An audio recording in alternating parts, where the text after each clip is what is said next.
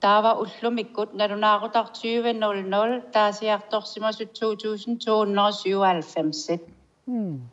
Kisiani uanersaasaalaassuunga allakatigun qinersinikut sulin uani kisittisimmi ilaangimmata ikannerussarput.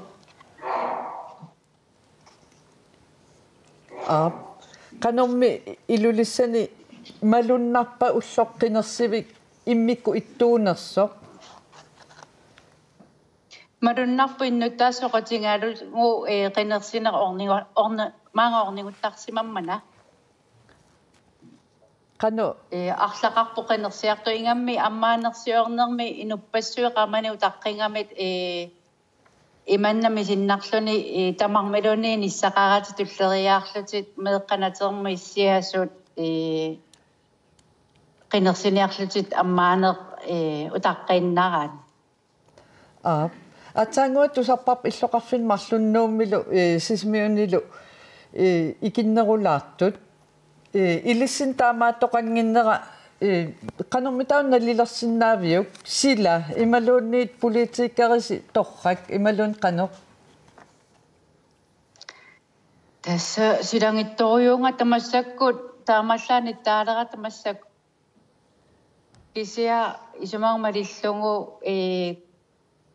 angerlarsimaffinnut narparsimeerarfinnorninguttarnerput aammatassuuna immamalunnaataavo qanu iliortaas uartuisu ullumikko qinersoors tassa sianersinnaangamit taava sulisu ilajorningullut piiliunneqarlutit angerlarsimaffinorningullutit pittorluttut isingiarsuttuornillunga allakatigun qinersinermi ingerlanneqarnigup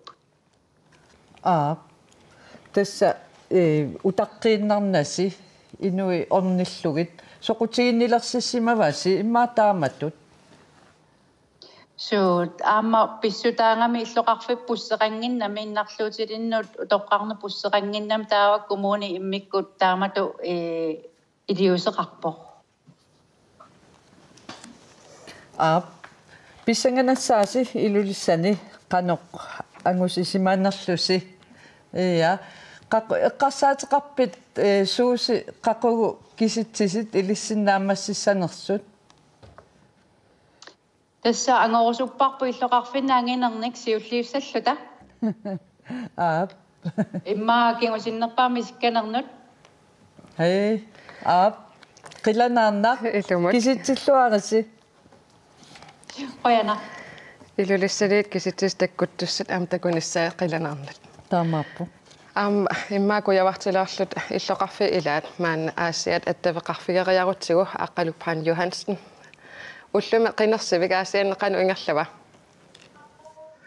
оқатигисериақарпоқ аюмиллуиннарпоқ уллаа исерпугут ниттаалаангуартоқ аама уллуила qulisimangaluarpoq иммақалу нула масаннарсинариттарлун кисин сила эққарсаатингиссагаанни qinерсиартунгиттаунгиссума патсисиссаасимасиннаангиттоқ такуарпут қинерсивиума тунерани қано киситсис иниссисимаппан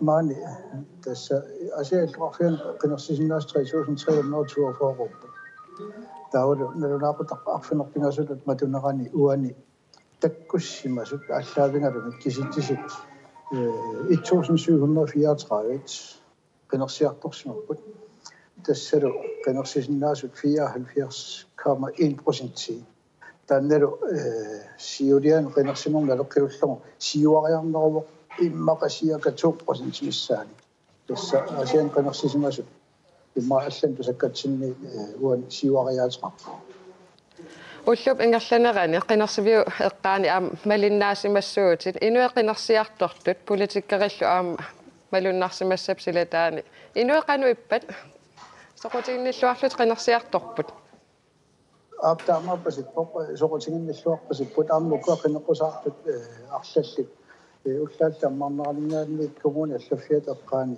инунни наапитсиллутоқанеқатеқартақаттаарту малуннарпут таамааттамиллаама ajorиннагассаарпасингилаама qinеққусаартут qinерсисуминнут аттавеқарлуарнаруллу илаани такуарпут тасуали муалла уллоқитеққуннерани имма налунақаттингас миссаан алла 6,2% алла сиуариаатеқарсимасу укиан сиулиин налеққиуллу такутиннеқартаамааттунга асиан қанерсимиссам соқутингинниссиману оқартариаққума со малунна тесқинерсивик матеққаммерпо қақуиммаанаатсорсуутигисиннаассаарпут аасианнингаанник киситсисиник тусарниссарпут тасмааннаккорпиа таккуссимасут соорнам тусарлиутеқарпақассиус кисиан аллаккатиун қанерсисимасуаама кисиннеқалерпут аттангуарлу уума иламутассиааллартингиннерани асиан қанерситиссуусоққаортусаан криинорторуйун писанаарпут аперимисааракку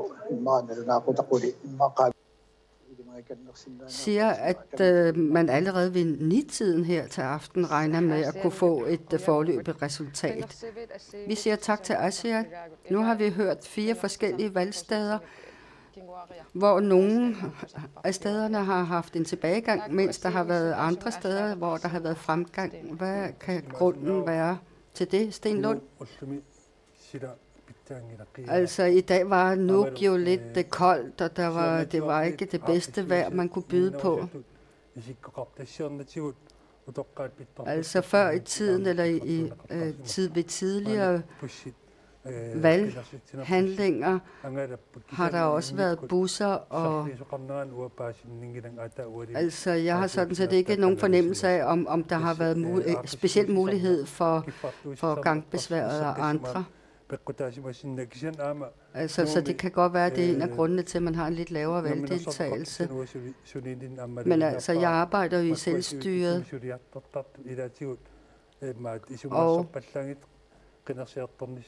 og så er der altså en del slendrian i forhold til, som offentlig ansat, at man ikke på den måde skynder sig op og give sætte sin stemme og sit kryds. Så det kan måske være, at der er nogen, der har været lidt længe om at komme op af stolene.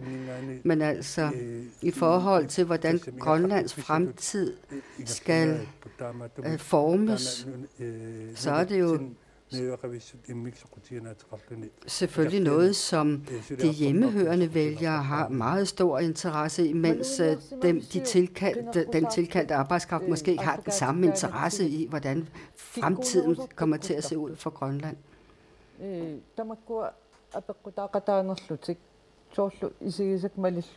Altså, jeg har jo bemærket,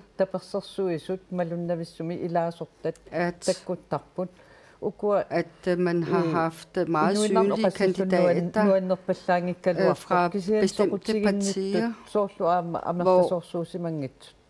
hvor kandidaterne også udviser deres specielle interesse for valgets handling i dag. Altså, jamen selvom man er politiker eller kandiderer til at være politiker, så har man også et hverdagsliv. Man skal jo tage hensyn til både børn og familieliv og arbejde osv. Og derfor så kan det også være lidt besværligt at komme afsted og måske deltage ved vælgermøder osv. Så derfor men alligevel kan man jo godt følge med, selvom man ikke er til stede. Men hvad har det af konsekvenser, hvis det er, at man kun ser de absolutte kendte opbakkere, så at sige, som er til stede ved vælgermøderne? Sten Lund? Altså, jeg ved, at man blandt andet også har opfordret til, at man tager små flag med, og også partisoldaterne måske har en tendens til at sætte sig på de allerforreste pladser og sæder, i stedet for at give dem plads til de, så at sige, i gåseøjne, almindelige vælgere, der kommer for at lytte til et vælgermøde. Og det er jo sådan nogle ting, man kunne forestille sig kunne være noget, man kunne snakke om til næste gang. Hvad har været den største påvirkning fra politikernes side? Jamen det, jeg har lagt mærke til, det er, at vælgerne til vælgermøderne selvfølgelig også har en masse små flag, de vifter med, lige så vel som der også kan være bueråb og også hurraråb osv. Men jeg ved ikke, altså selvfølgelig kan man også misforstå dette og opfatte det som noget negativt, at man er livlig som vælger til et vælgermøde. I forhold til, at der har været en højere stemmedeltagelse i Ilulissat, der skal vi huske på, at Niels Thomsen, blandt andet, der var det jo Niels Thomsen, som startede sin valgkamp i sin hjemby, og det kan måske have haft en effekt. Vi skal længere sydpå nu. Vi skal til Qaqortoq, og det er Jørgen Simonsen, der er klar. Jørgen, hvordan er dagen gået i dag? Etes ullumik qinarsuik pisarnarmisingerlaroq ullatunga sila qulisimallin nillukugukkaluarpoq tauppaasinar ulleqan soorqinertitsu oqaatigiaaqina 2014 nimi qinarsinarsanillullu ikinnerilaar qinarsiartissamarput ullumi ulleqanut massak pisanganassoo oqalaqatigeqqinissaan qan piseqarsimanersa. Spændende at se det. Qanormi ukua qineqqusaarnerit aallakaatinneqarsanniatigut qineqqusaan qanu qaqortum ingerlanikua ааллакаатиннеқангиккалуартуни тисмаан қақортум сумми тамаан қинеққусаарнери ингерллуартут таасиннаарпут сооркатерсуттарфимми аам лукаалераатиук қинеққусаартарпут таавалу аам аллан соор утоққарнут аам қинеққусаатеқартарлини малугиниарпиумми соорлу суут қақортормиут соқутигинерусиманераат уани қинерсинарми fokuserer mest på fra vælgernes side? Jamen,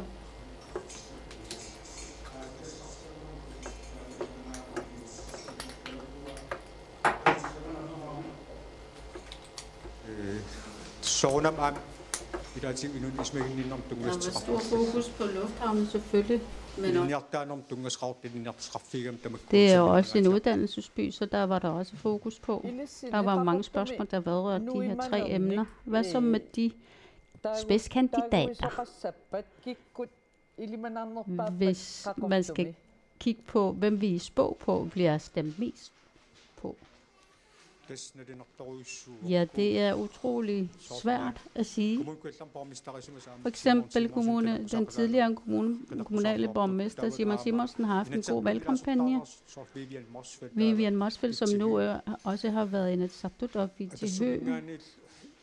Og fra det sut, den unge Bintiar Ottosen, regner vi, kan man måske også spå til at have fået stor valgtilslutning. Hvornår regner I med, at I er færdige med optællingen af jeres stemmeoptælling i Qaqortoq?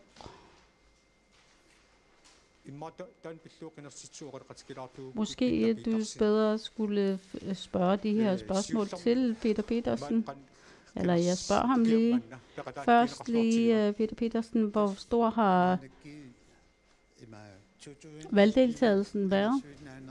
I forhold til 2018, så er der 1714 stemmeafgivelser, og det er 76,303%. I 2014 var der 1724,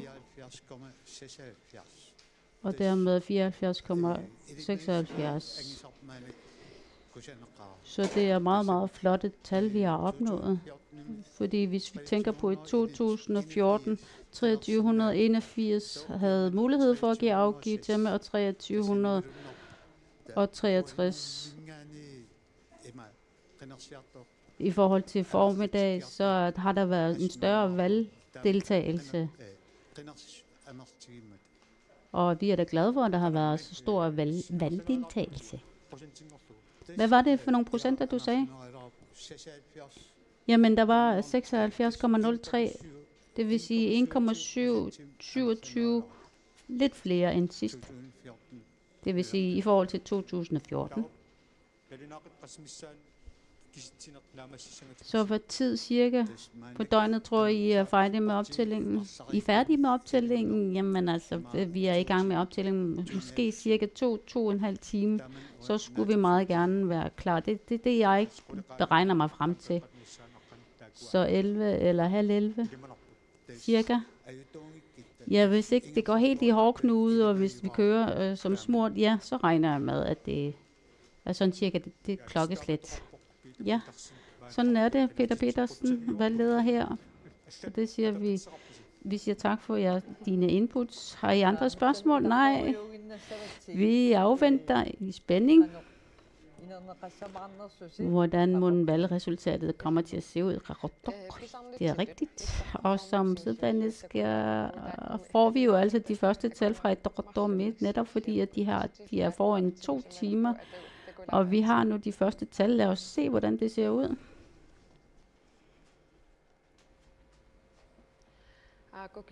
Her er tallene, som I kan se. Siumut har fået flest stemmer. Partierne har fået 59 stemmer. Inuit Ataqatigiit 48 stemmer. Og der er 3.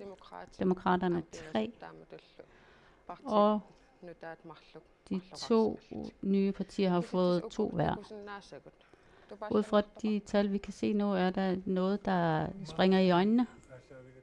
Jamen, ud fra debatten, så kan man ikke sige, at der er noget, der overrasker gevaldigt. Men partiet Naleraq har jo også fået et stor tilslutning fra kysten af. Og derfor er de her tal måske også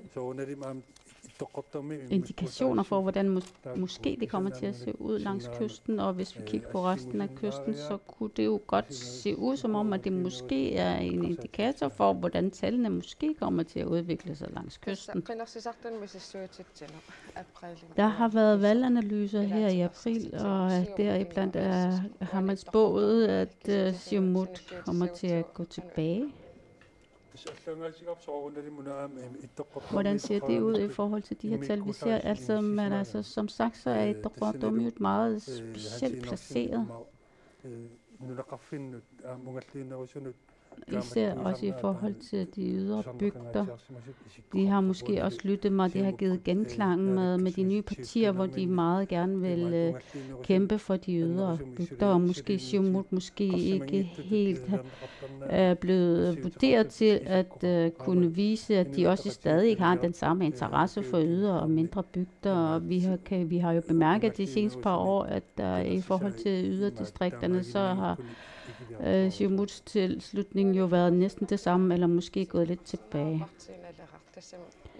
Kan man så sige, at det, som analysen har vist, at det er partiet Naleraq, at der ikke er sket de helt store ændringer i forhold til analysen? Og i Ittoqqortoormiut, hvordan kan det være, at det viser sig, at det holder stik? Jamen altså, vi kigger på Ittoqqortoormiut, så kan man også godt se, at som Stine har været inde på, så er det ikke en overraskelse. Det er en af de områder, hvor der er flest fangere. Det er et kæmpe fangerområde, hvor partiet Naleraq også har meldt ud mange gange, at de kæmper for den, og der er stor tilslutning, som partiet Naleraq jo også har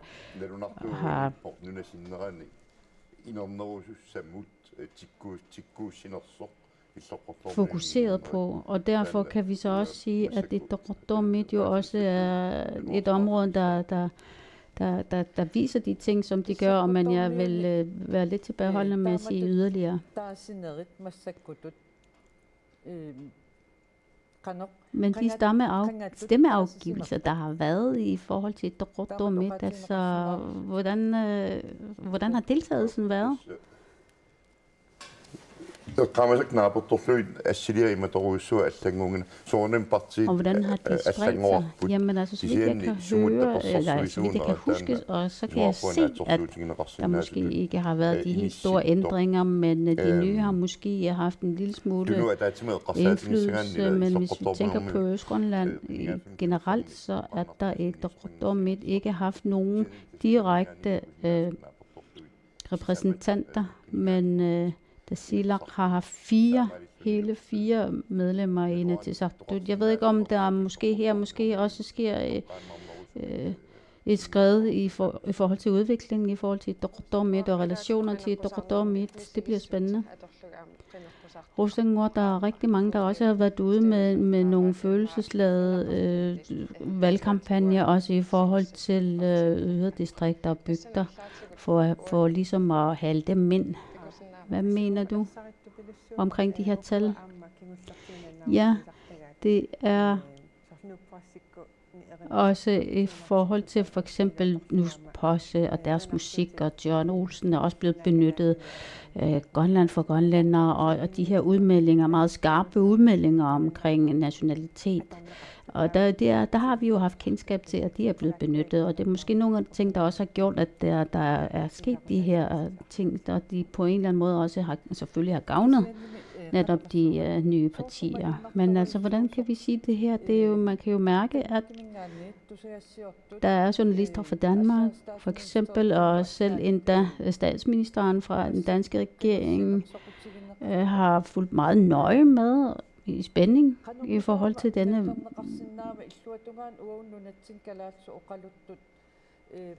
pågående valg. Og vi siger jo selv, at de forskellige partier, også de nye, siger, at det er vores land, det er vores land for vores befolkning. Og hvordan kan det måske forholde sig til for udvikling af udefrakommende, som gerne vil komme og være en del af det her land? Det er måske nogle lidt tvetydige udmeldinger at komme med. Hvad mener du, Gubi?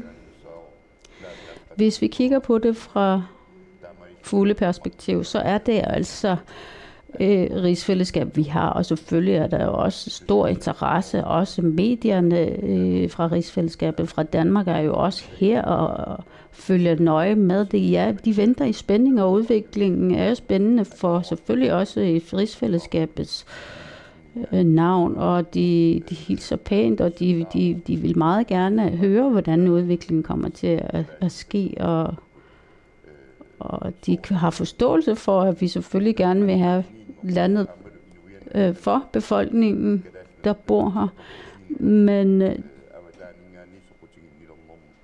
det giver jo også en større interesse for, at man udefra måske også følger mere nøje med.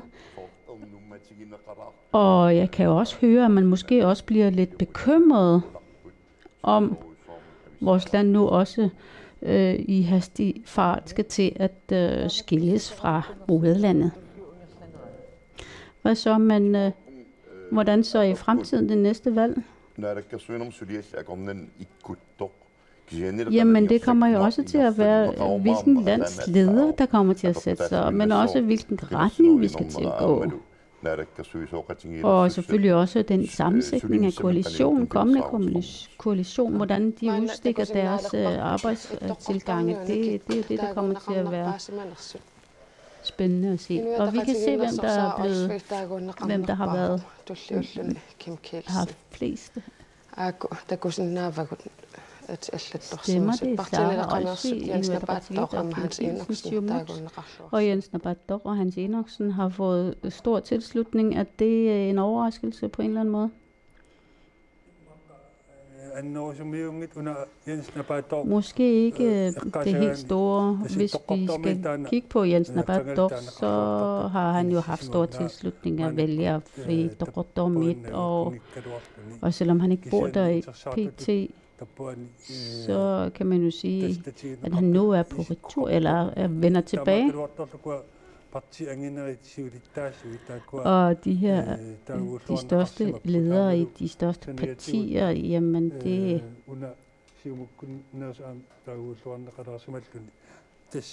viser jo, at der selvfølgelig også er tilslutning. Der er også en mere fra Siumut, der også har fået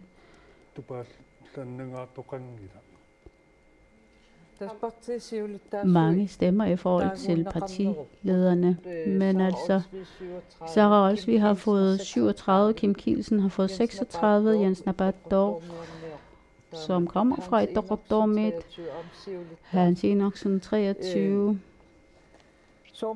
som jo også er formand. Hvordan kan det være, at formanden er så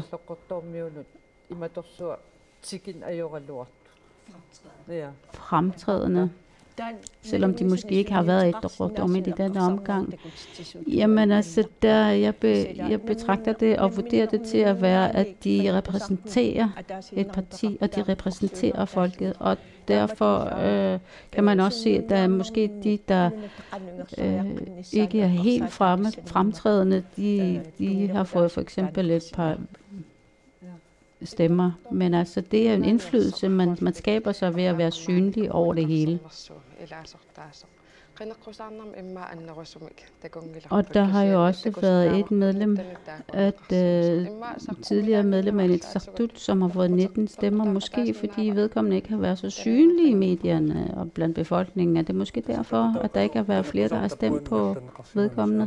Jamen det kommer jo helt an på, hvordan valgkampagnen er kørt, og de forskellige regioner har jo også været deres valgkampagne kørende sideløbende med den nationale, så det kommer jo også til at være det kommer selvfølgelig også til at have en indflydelse på, hvordan de er blevet koordineret, og hvordan valgkampagnen har kørt. Så selvfølgelig er der jo også en stor indflydelse på, hvordan de mindre byer og bygder også kommer til at afgive deres stemmer, hvor de kommer til at give deres stemme. Det er ikke noget odiøst, så det er som det er. Og nu vender vi tilbage til Inuit-bosættelsen, som er inde i byen. Nu, hvad sker der hos Siumut? Ja, lige nu og her, så står jeg i Manhattan, og i forhold til tidligere valg, så er der ganske fredeligt her. Der er måske omkring 30 mennesker. I forhold til 2014, så er der meget færre her i aften på det her tidspunkt. Og her er der 2 Inatsisartut-kandidater til stede. Du har også stillet op til Inatsisartut som kandidat. Hvordan har du følt, det har været? Jamen altså, valgkampagnen har været udfordrende, især lige i starten, fordi det er første gang, at jeg stiller op, så har det været udfordrende, men vi har alle sammen hjulpet hinanden, og vi har koordineret det, og vi har samlet om den her, især i forhold til at være en ny kandidat, så har det været meget betryggende, at vi har stået sammen og hjulpet hinanden. Hvordan føler du din føling med, hvordan din valgkampagne er gået? Jeg regner der med, at jeg kommer ind. Jeg håber da også, at befolkningen har bemærket, at jeg meget gerne vil være med til at arbejde for folket. Og jeg håber og ønsker da selvfølgelig også, at jeg bliver medlem af Inatsisartut og være med til at have en indflydelse. Men du var jo ikke med på de direkte live-tv-udsendelser. Jamen altså, min fokus har været, at jeg har været rundt omkring de forskellige bygder, og jeg har jo også været 2 gange her i Nuuk og været med fremtrædende.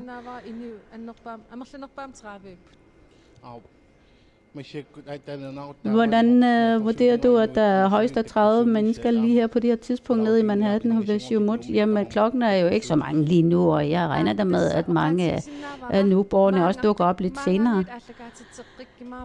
Ja, jeg kan sige, at vi kommer til også til at ses her igen fra Manhattan. Vi vender tilbage til studiet.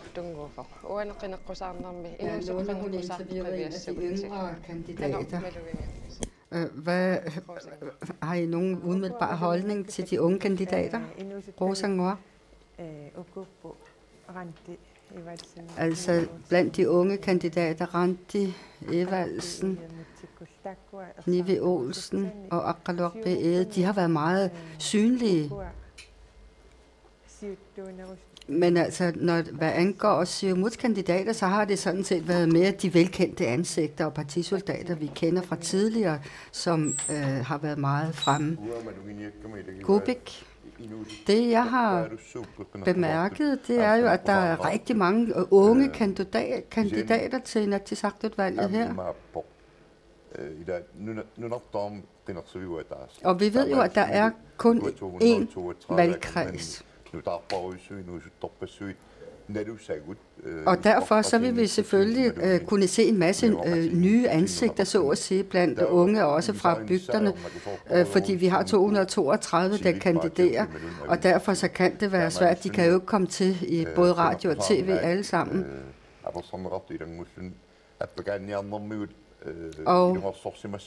Og derfor så må man jo forvente, at den unge mand, vi lige hørte lige før, jamen han har nok haft sine udfordringer med at forsøge at komme frem og være forrest.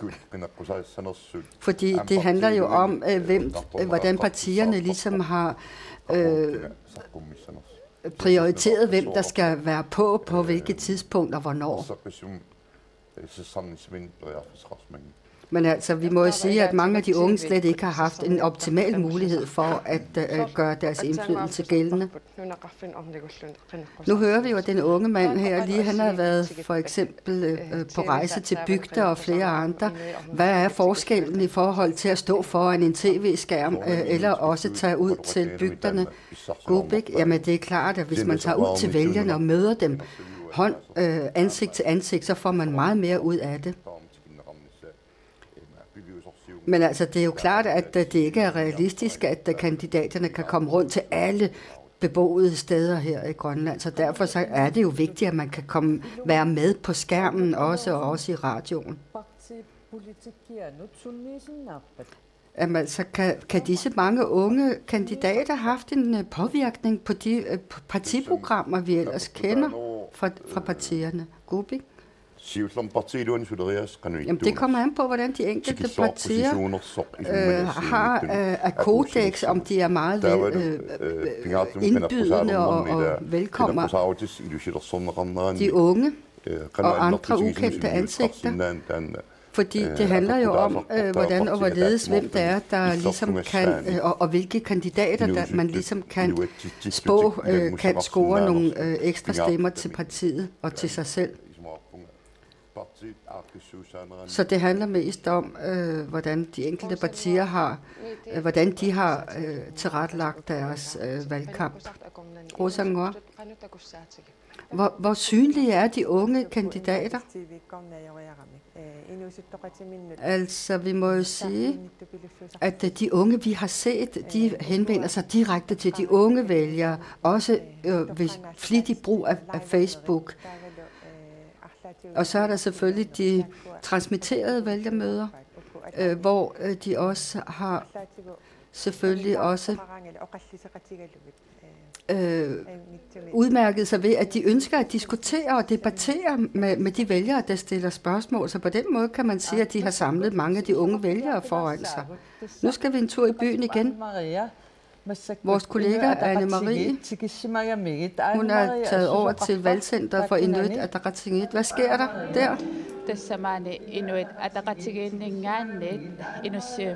Her i Inusivik har Inuit Ataqatigiit deres valgcenter, og som I måske kan se, så er folk først begyndt at dukke op nu.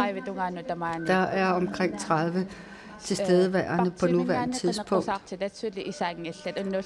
De forskellige kandidater, der er i valgkamp for Inuit Ataqatigiit, har vi ikke set endnu. Men jeg står sammen med Jacobine her. Det er jo første gang, du stiller op til Inatsisartut. Hvordan er det gået? Jamen, det er meget spændende, og det har været sjovt, og det er også spændende. Hvordan vurderer du din egen indsats? Jamen, jeg glæder mig over det, jeg har været igennem, og jeg synes også, at vores kandidater har gjort det rigtig godt. Har du som førstegangskandidat oplevet noget, du ikke glemmer lige? Altså det, jeg kan sige, det er, at der har været et kæmpe sammenhold, og det har været noget af det, som har været med til, at jeg ønsker at stille op igen en anden god gang også. Vi vil følge med på tv, og vi har også musikerbands i Inusivik, hvis man ønsker at komme og være med. Vi siger tak til Jacobine. Altså, vi er jo her i Inuit Ataqatigiits valgcenter resten af aftenen. Anne-Maria, du er jo i Inussivit. Altså, de kendte politikere fra IA, har du ikke set det nu? Nej, jeg har lige fået at vide, at man er blevet lidt forsinket i forhold til at ankomme til valgstedet, men de fremtrædende politikere har lovet, at de kom. Jamen, nu hører vi jo, at der bliver underholdning, og det skal vi også her fra studiet af. Johannes Bertelsen. Det er jo Johannes Bertelsen, som vi har glædet os til at høre. Og der er det første nummer, vi skal høre. Hvad skal vi høre? Vi skal høre en sang, hvor jeg i 1996 fra Sisimiut tog til Asiat. Og der sejlede vi hen over Nordre Strømfjords udmåling. Og det var jo en meget inspirerende tur, som gav mig masser af input til at skrive en sang. Og det handler om vores forfædre, som havde stor frihed til at leve deres liv og overleve også. Værsgo.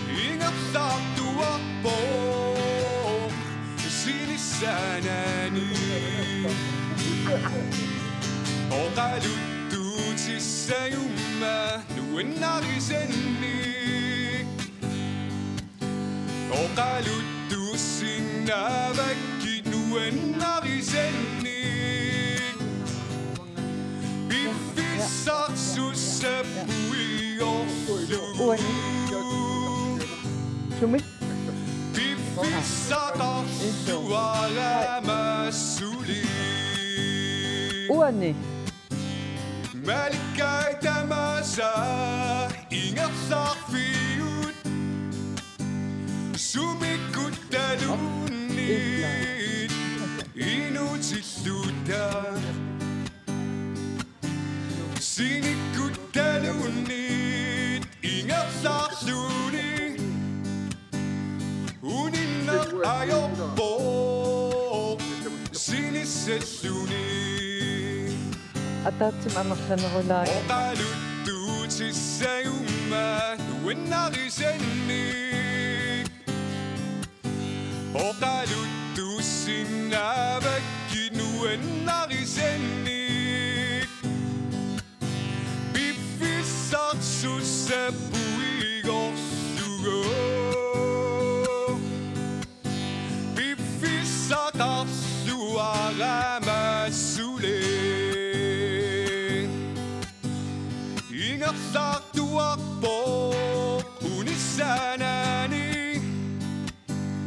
Malipay tamasa Ingat sarfigut Ingat sartuakpo unisanani Uninnak ayokpo Sinisesuni Oqaluttu tissayumma nuennarisennik Oqaluttu sinnavakki nuennarisennik Biffissarsussapuigorsugo Biffissaqarsuaramasuli Biffissaqarsuaramasuli.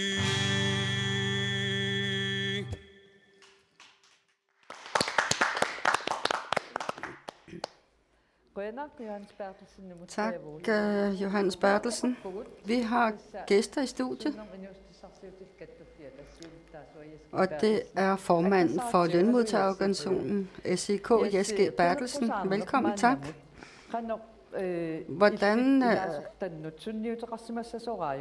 tror du, det vil påvirke dine medlemmer, denne her valgkamp? Altså, jeg har selvfølgelig savnet lidt, at man snakkede om hverdagsvilkårene her i Grønland. Og det, som jeg også har bemærket, er, at der har været et parti, som er kommet med løfter over for en bestemt faggruppe, hvor de kom med løfter om, at de ville skaffe bedre lønninger. Og det er en ny måde at komme med løfter på. Så derfor så er jeg selvfølgelig spændt på at se, hvilke konsekvenser det vil få. Så man har altså sagt, at arbejderne skal have et lønløft. Altså, dine vælgere, hvem tror du egentlig, at de har sat deres krydser ved i forhold til, hvad vi har hørt under valgkampen her de sidste 4-6 uger? Altså, hvis vi ser på højre og venstre, eller blå og røde, så må vi jo sige, at der er kommet en vis højredrejning, så vidt jeg kan se. Og det kan der selvfølgelig være forskellige årsager til.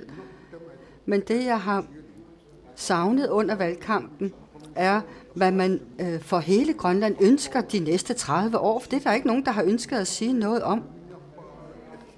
Og selv da SIK arrangerede et vælgermøde, jamen, så var der oven i købet nogle kandidater, der sagde, at vi kan jo ikke bestemme, hvor folk skal flytte hen. Altså, det handler jo om, at politikerne, de bliver nødt til at vise, at de er beslutningsdygtige. Og hvis ikke vi har beslutningsdygtige politikere, så vil der blive en endnu større skævvridning, for eksempel i forhold til, at alt for mange flytter til byerne fra bygderne. Og det ser vi jo allerede sker. Altså, jeg kan jo frygte, at det er de største byer, som alene bliver de steder, der kommer til at vokse de næste 30 år. Det kan jeg kun frygte.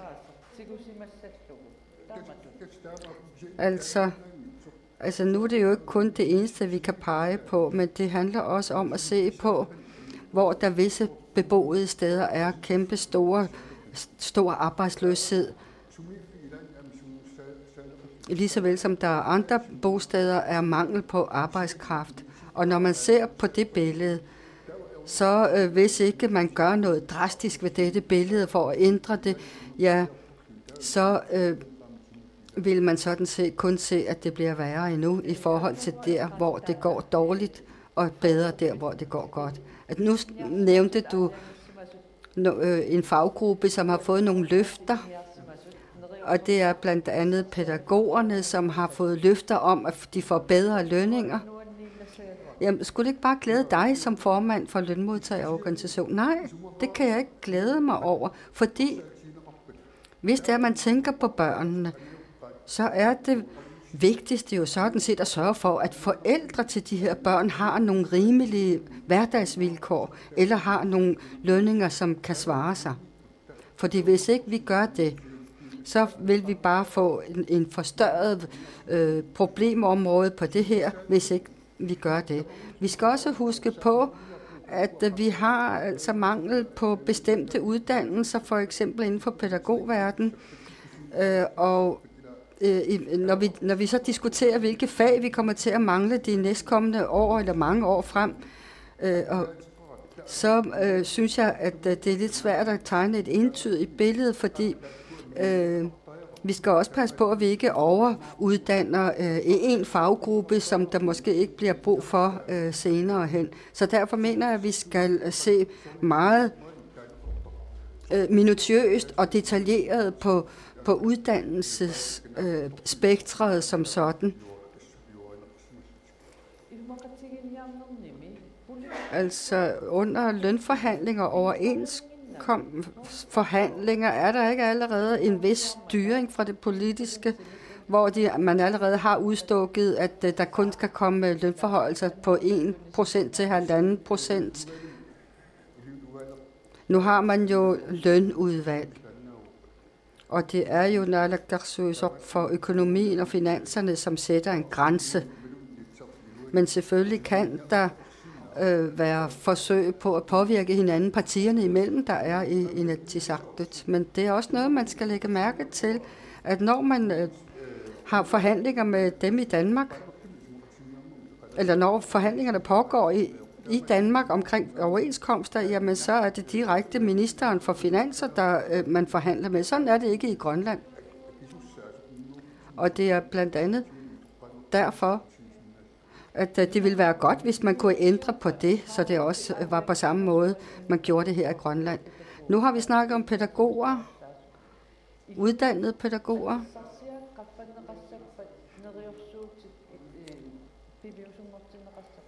Altså, kommer der virkelig lønforbedringer, når man kommer med et løfte under en valgkamp?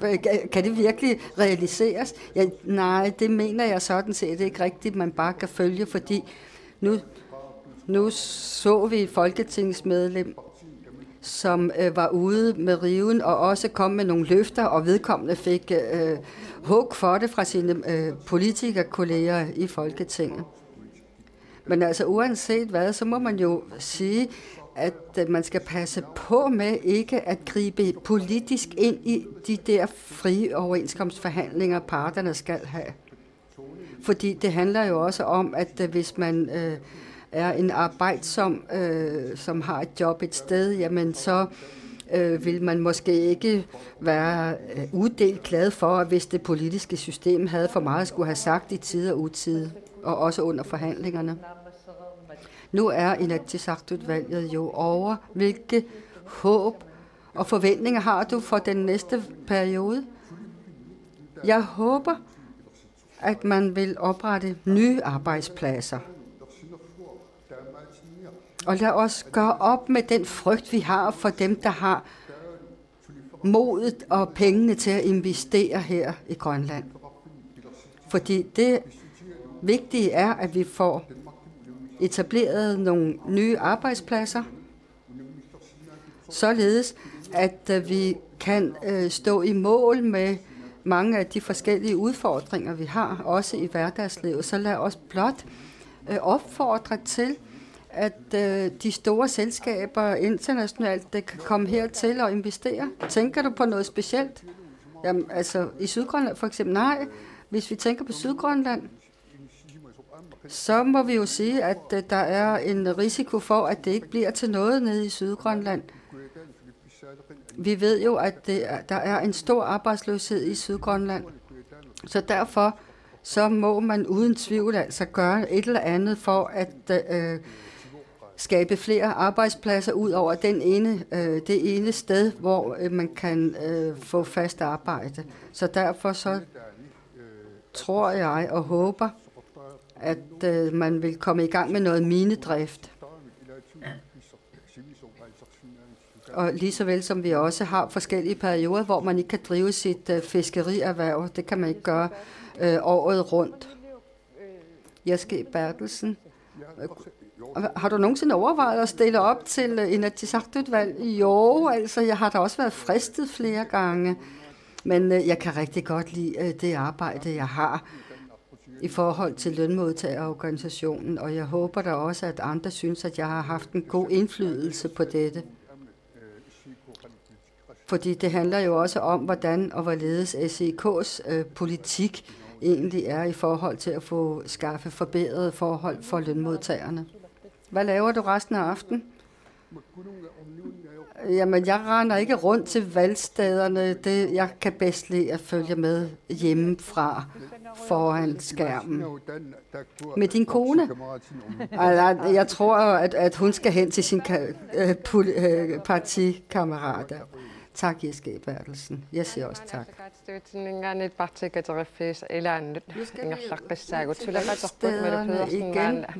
Malu Pedersen, du er hos Nunattaqitornais valgcenter. Hvad sker der der? Nunattaqitornais valgcenter er i hans hotel Hans Egede. Folk er først lige begyndt at dukke op her. Og jeg står her sammen med formand for Nunattaqitornai, Vitus Qujaukitsoq. Valget er overstået nu. Hvordan har du det? Jamen, nu har vi været i gang de sidste 6 uger. Vi har lagt os i selen, og nu kan vi så læne os lidt tilbage og vente spændt. Hvordan har du oplevet det som person og som menneske? Du har jo startet et nyt parti op. Jamen, vi har jo brugt en masse af vores energi